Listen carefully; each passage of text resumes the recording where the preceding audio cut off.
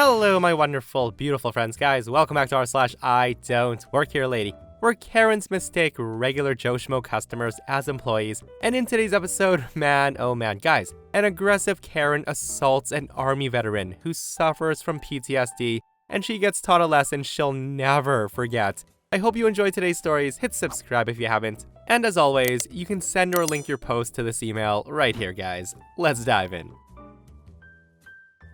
So this just happened. It's a Sunday, and all I want to do is finish my house cleaning, cook enough stew for easy lunches for the week, and shower off the funk that deep cleaning the house has created. My skunkish, crunchy, achy body is past ready to finish, and the discovery of no fresh cat litter has me moaning and groaning. Don't judge. I did the sniff test to see if the cat box can last a few more days. And plot twist face crunch, it can't. As I said, it's Sunday morning, and my leopard print slippered, sweats-wearing butt climbs into the car to travel to the Big Red Bullseye Superstore for the handful of necessities, including the kitty litter. I have my wheeled crutch, and I'm waddling up and down the aisles, picking up the list, while wondering why the laundry detergent and deodorant is in a plexiglass prison. And I'm thinking, really? Liquid detergent is about 9 pounds, so how does one hide it? Do they just dash for the door with a 9-pound jug jiggling in tow? The deodorant I can kind of understand being in a plexiglass prison. And that's when a sour-faced woman runs her cart into mine, startling me out of my musing and stopping my cart in our tracks. And before I can get a word out, the woman says, "It's about damn time. I need deodorant." At that I say, okay, and I try to move my wheeled crutch around her. The woman says to me, "Hey, where do you think you're going?" I look around to see if there's someone else, mainly for a red shirt, and then look down at my old blue and faded gray sweats and slippers, and I say to her, I don't work here. The woman looks at me with an increasing sour look and scoff, and she says, "I said I need deodorant." Now, I don't know if I imagined it or not, but I could have sworn there was a stomp included when she said the word now. I'm within the Karen age myself, and I don't suffer fools easily. Also, I've lived with hearing diminished people and worked in large, noisy bars and shops. I can honestly say that I know how to get my voice to carry over a live band to inform rowdy drunks that it's last call. And with that voice, I said, "I don't work here." And the normal drum of voices and carts instantly quiet in our area. The woman says back to me, "How dare you talk to me in that tone?" And then she shrieks the word manager in a tone that has hellspawn howling at the ambulance. I attempt to leave by backing out of the aisle, and the woman sees me backing up and she rams her cart into mine again, knocking it into the plexiglass prison shelf. And then she reaches towards me and my cart. At that point I scream, "Don't touch me." And I can hear feet running in our direction in the silence after I finally raised my voice. A pair of red shirts comes down to us, and before they can mutter a word, the woman says, "I want this bitch fired." One red shirt looks at me, my hair's in an unwashed messy bun, I'm wearing old sweats, and again leopard printed fuzzy slippers. And the person says, "Ma'am, she doesn't work here." They even had a cartoonish look of puzzlement, single eyebrow raised and all. The other red shirt asked if I needed assistance, and the woman interrupts in the most petulant Karen voice and says, "Forget her. I need deodorant," with not a single apology given. Now, I was only down this aisle so I could fart in solitude, and after moving my cart from between hers and the shelf, I walk by her and release a stink torpedo in my wake. I luckily didn't forget the cat litter. Guys, I absolutely love that OP got a bit of petty revenge on that Karen by crop dusting her, and I hope it was a really smelly one. Also, I can tell you why detergent's locked up, guys. So apparently people who work at Walmart and Target say that they often see people topping up the jug of detergent they're about to buy with another jug. Apparently people just open up the bottle they're gonna buy and dump in another bottle until it's filled to the cap. And you guys know what's funny though? I came across this picture the other day, and I have no idea what store this is, but it's freaking Spam. Guys, Spam is one of the last things in a store that I'd expect to be locked up in these plastic security things. But hey, I guess people steal whatever they can get their hands on, right?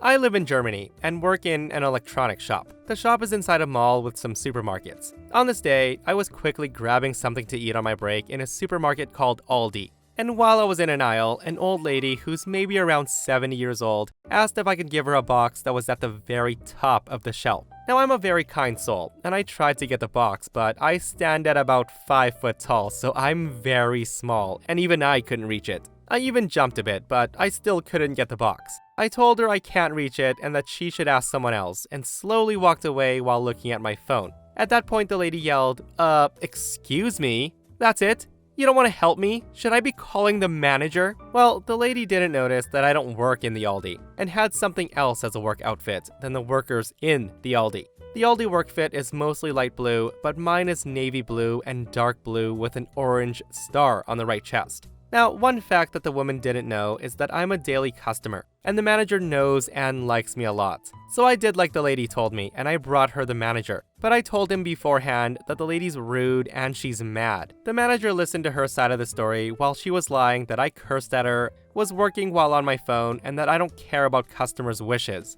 Her exact words were, "You should fire her because she triggers my PTSD of my bad neighbors. I could have had a heart attack because of your bad employee." After her rant, the manager said, "Yeah, that's sad, but this girl doesn't work here. I don't know why you called out one of my regular customers." At that point, the woman decided to berate him, calling him useless, at which point he called security and told her that she's not allowed to shop in this store anymore. Hearing him say that, she becomes a loud air horn, yelling and still screaming at me. The whole time I was pretty chilled and enjoyed the show. At the end, when she got escorted out, I even waved and smiled at her, which drove her bonkers. Afterwards, I thought about this situation, and maybe the lady saw a person in a blue shirt and assumed that this person, me in the moment, works there. On the other hand, she could have asked if this person works in the store. It's not a stupid question, it's totally a casual one because anyone can be a customer or be on break. Well, if Karens had that much sense, guys, this subreddit would not exist. Because normal encounters would be, excuse me, do you work here? No, I don't.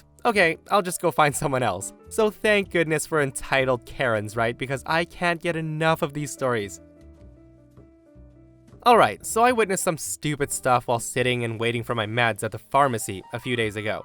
Just something to note. Pharmacy techs are not allowed to give recommendations here in Canada. And you don't pull on people, especially from their lanyards. On this day, I hobbled into the pharmacy after my doctor's appointment. The pharmacist, seeing my condition, knew exactly what I needed and pretty much expedited my prescription. The other customers didn't seem to mind because I was visibly in pain, and we exchanged pleasantries and stuff. That's when a man enters the store. He drops his prescription off and browses around. The store is literally 2 walls with chairs in the middle. And that's when in comes Karen. She's screaming into the phone while she's walking up and down the painkiller section of the wall. The pharmacist at that point went to the back to receive their afternoon shipment, leaving the 2 techs to fill the prescriptions and look after the store. Now, I don't remember the exact words, but I do remember the contents of the conversation. It goes something like this. Karen says to one of the techs, "Yo, what should I give a baby with a fever?" The tech responds, "Do you have a doctor's prescription?" Karen replies, "Hell no, I'm not spending time waiting for that. Now what do I need, baby aspirin? Or do you have some cough syrup that just puts him to sleep?" The tech responds, "I can't say. If your child is sick, I recommend you bring your child in to the doctor." Karen just kept asking some really stupid questions, while the rest of us customers were just shaking our heads. That's when the second tech finished filling 2 patients' prescriptions and lets us know that the pharmacist just needs to sign off on it and we'll be good to go. Karen at this point starts calling Tech 1 an ignorant bitch, and she was getting aggressive. She then starts repeating her questions at Tech number 2. And at this point, that's when a customer chimes in and says, Whoa, cool it, alright?" Tech 2 tells Karen to wait for the pharmacist to come back to answer her questions, but repeats what Tech 1 says about bringing the kid to the doctor, or even the ER if it's serious. Karen was about to blow her lid, but the man who spoke up earlier came to the rescue again, and he got between Karen and the tech. The mood got awkward at this point. Meanwhile, I just struck up a conversation with the middle-aged soft-spoken guy, the victim and the star of the story. The guy was pleasant to talk to. He was talking to me about potential treatments I could do for my knee. Pretty much the same as what my doctor told me, as well as saying avoiding icing it unless it hurts real bad. Now, for some inexplicable reason, Karen overhears the man giving me advice about my knee, and she thought the man I was talking to was a doctor or something. The woman starts bitching at him, asking him all this medical stuff, while the poor guy couldn't get a word in, and he was backing off as Karen kept getting closer and closer to him, eventually even pushing him in the chest. At this point, I could see that something wasn't right, since the guy started looking a little pale and he was shaking a little. The man finally had enough, and he told Karen to leave him alone since he doesn't work here, and he tried to walk around her. And of course, Karen wouldn't let it go. As he was walking away, she yanks him by his lanyard that was tucked inside his shirt, effectively choking him as she was dragging him back to her. I see the guy's face turn completely red above his neckline and his eyes just glazed over, and then he turns around and he starts swinging at Karen. He knocked her to the ground when the first punch made contact, and the guy went for more. Now, he probably would have beat her to a pulp if she didn't turtle up after the first punch. And that's when a customer intervened. He tackles the man off her, screaming, "It's okay, it's safe, look, look." And he was screaming some other stuff I don't remember. Karen at this point was a mess. She starts screaming that her baby's daddy is gonna kick the man's ass since he's in the army. There were splats of blood on the floor, all from Karen, while the customer was basically hugging that man. He was still shaking from adrenaline. Meanwhile, Karen's screaming that no one's helping her while holding her bleeding nose and swearing a lot. Now, the cops end up getting called, and the man who raged on Karen really wasn't looking good at all. I tried to help him, but I got stopped by an actual employee who told us to give the man some space. The cops arrived super quick, like a minute probably. But it was so fast that all of us were giving each other a what the F look when the cops stormed in. As soon as Karen sees the cops, her tune changed. She broke into tears, and she started playing the victim as cops asked her questions. Now, it's all fake if you asked me. They then called for an ambulance at some point because I just remembered seeing it on my way out. Everyone who was there and saw the event gave a statement to the cops, and we were let go. Karen starts screaming at us, calling us effing liars for telling them exactly what happened, and I think a cop went to the store's back room to check the security video. They had Karen in handcuffs before I hobbled my way out of the store. So the man that she choked turned out to be an army veteran, and he was suffering a PTSD episode when Karen choked him. And the man who intervened knew exactly what was happening. I sincerely hope the man who defended himself won't get in trouble, but given the evidence, he shouldn't be. At least I don't think. I haven't been contacted by the police, so I assume everything's figured out. All I can think of is the man who tackled him off of Karen probably saved her life though. That guy was hella fast with his tackle as well. All I can say is, wow guys, this is another prime example of why you should always keep your hands to yourself. Like, don't frickin' touch strangers, should be the main takeaway from all these stories. With that said, the guy who tackled the veteran off of Karen probably did save her life before he went too far. PTSD is a frickin' bitch, guys. This story happened around a week ago, and we had a chill business meeting in a local restaurant. Now, I hate meetings, so I prefer it over a nice, enjoyable lunch with my coworker and one of my trainees. It was supposed to be a nice chat with an applicant, no private information shared or anything like that, just to get to know each other. So a little background info.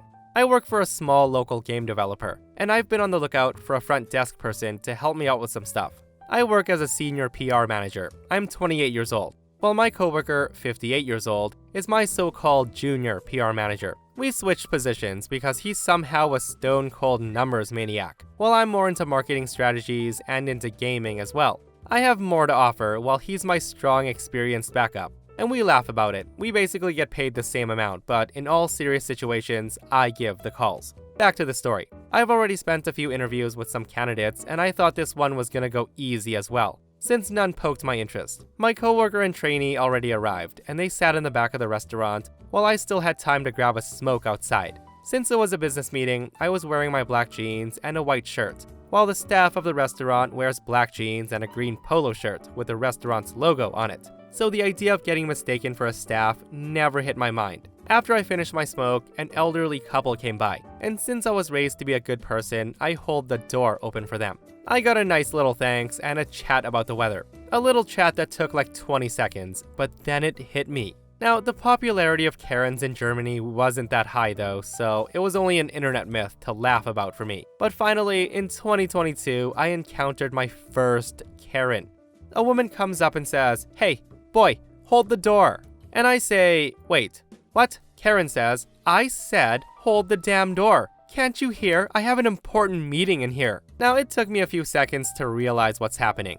I think it's like in the military or police training. The internet prepared me for it, but when it hits you, you're not prepared enough. Karen throws me her jacket, tells me to hang it up, and she stomps through the half-open door, saying, "Can't you do anything right?" I say to her, "Did you hit your head somewhere or what?" Now, I was raised to be a good boy, but somehow after leaving my parents' house, I kind of shortened my fuse, even if I have worked there. The shock on her face was perfect. It was like listening to a song that just hits right. Karen replies, "How dare you? let's see what your boss thinks about this." She then huffs inside the restaurant and she rushes to the counter and grabbed a waitress waiting at the bar. She basically screams at the waitress saying, "Hey, you need to educate your staff. This kid just dropped my jacket. Like, what kind of service is this? Get his act together and bring me a coffee."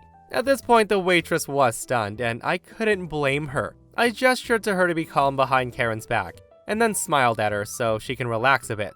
Karen then stormed off to the back for her relaxed interview, while I tried to comfort the waitress. After a few moments, she got herself back together, and then she looked at me while I told her to hand me her coffee, and explained to her that that woman is with me. When the coffee was done, I grabbed the saucer and the coffee, put on my friendliest smile, and went back to my meeting. When my coworkers saw me, they said hi, while Karen fixated me with her best death stare that she could put on, while trying her best to make a good impression on my coworkers, since she's the one being interviewed. Her face went from red to pale white when I sat down in front of her, keeping her so-called ordered coffee for myself. I almost couldn't hold in my laugh when she realized who I was, and that she just crashed her interview down the pipe. The woman didn't say anything, she just left as fast as she could, and me and my coworkers had a laugh when I told them what happened. We had a nice chat, and since the meeting was on the clock, we took our time and I paid for the lunch out of my own pocket. It was totally worth it. Who else is glad that Karen didn't get that job? Because you definitely don't want a person like that working for you. You really don't.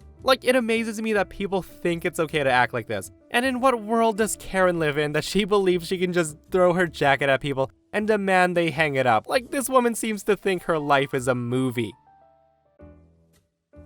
So, living in Japan, you'll see that most of the convenience stores either have Vietnamese staff or foreign workers from Nepal, Bangladesh, Sri Lanka, India, Pakistan, etc. Service jobs are greatly understaffed there, so you'll mostly see one Japanese workers and multiple foreign workers at the minimum wage jobs. I'm Indian, and I worked at the store Lawson for 3 years part-time during university. Back then in my 3rd year of working, I was made leader of night shift. I was running the whole store at night, by myself. Night shift is very different from day shift. Besides serving the large number of customers, you have to sort the accounts, record, check inventory, liaise with supply people, deep clean equipment, stocking up, etc. Fast forward to a couple years later, I'm in the Japanese corporate world. Every time I go to a 2nd tier or 3rd tier city for business or tourism and go into a convenience store, I'm greeted with "thanks for the good work," that's meant for coworkers, instead of "please come again," that's meant for customers. Sometimes when I'm in a foul mood, I patiently correct them, saying that I don't work here. As they say in China, never slap a smiling face. So here's the main story. So I get an apartment in a posh high-income district in Tokyo. It's famous for being populated by white expats. 2 a.m. at night, I go to the Lawson nearby.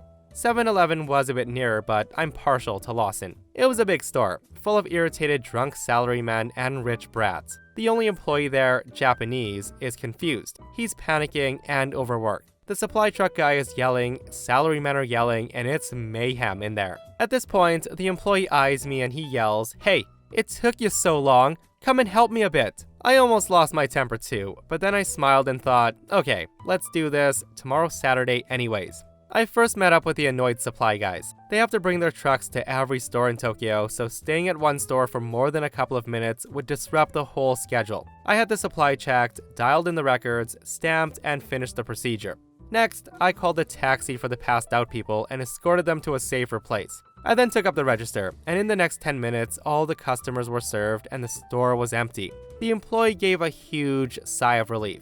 I quietly went to stock the ice cream supply in the cold cases. The dude, after a bit of rest, called out, "Hey, thanks for the efficient help. And by the way, you haven't worn your Lawson jacket yet. Could you wear it, please? It would be super unprofessional if you didn't." I say to him, "I don't have a jacket. In fact, I don't even work here." The guy was like, "What? Didn't a manager send you as a replacement?" I tell him no, I live in the apartment a block away and I came here to shop. I told him I used to work in a Lawson many years ago, so I was familiar with the procedures. The guy was very embarrassed and he said sorry and thank you in around 20 different phrases of polite Japanese. I was like, "Chill man, I'm gonna come here often, so I'm in your care." I absolutely love this wholesome story, guys. Like, it's nice to know that OP is one of the good ones in this world. And that, my friends, brings us to another end of our /IDontWorkHereLady. Guys, I hope you enjoyed today's stories. If you did, hit that thumbs up. And if you're not subscribed, consider subscribing so you don't miss these crazy, crazy stories. And if you missed the last episode on the channel, it's an r/entitled people, where an insane Karen demands OP give up her baby so they can stay friends. It's such a ridiculous story, so go check it out if you haven't. And myself and Stevie Boy will see you guys in the next one. We love you.